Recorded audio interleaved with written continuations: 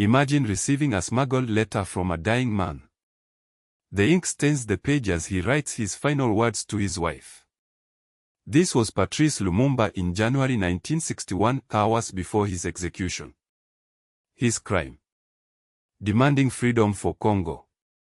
Across Africa, such sacrifices built nations. Nelson Mandela spent 27 years in prison for fighting apartheid. Thomas Sankara banned imported suits to reclaim African identity. Mansa Musa carried so much gold to Mecca that he crushed economies.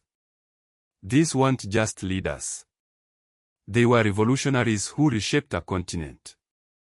Let's begin with Mandela's greatest secret. In his autobiography, he claimed his father died when he was 9. But court records prove Gadla Mandela actually died in 1930 when Nelson was 12. Why the discrepancy? Historians believe Mandela merged two traumas, his father's death and being sent to live with Regent Jonjin Taba. This small lie reveals a larger truth. Mandela's entire life became about reconstructing narratives, both personal and national.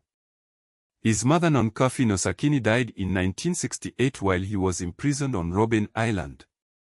Guards denied him permission to bury her.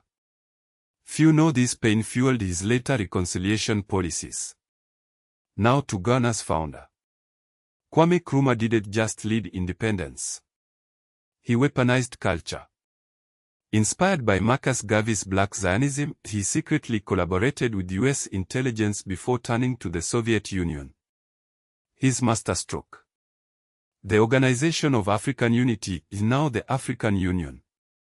But Nkrumah's rival was Ethiopia's Haile Selassie, the Lion of Judah who defeated Mussolini's Italy at Odwa in 1896.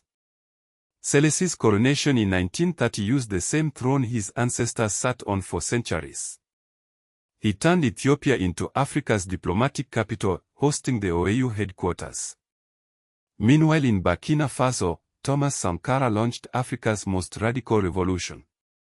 He forced ministers to donate 10% salaries to development funds, banned French suits, renamed his country Land of Incorruptible People.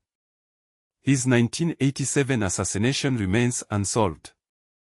Then there's Mansa Musa, the Malian emperor who built Timbuktu's Great Mosque. Illiterate but visionary, his 1324 Hajj with 60,000 attendants distributed so much gold that Cairo's market crashed for 12 years. Finally, is South Africa's unlikely hero. F.W. de Klerk wasn't just an apartheid leader. His judge further shaped his legal mind.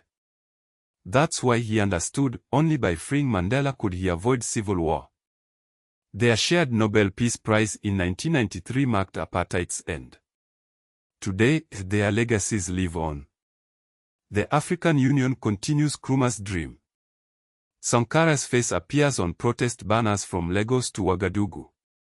And Mandela's reconciliation model guides nations recovering from conflict. These leaders prove one truth: Africa's future was built by those who dared reimagine its past.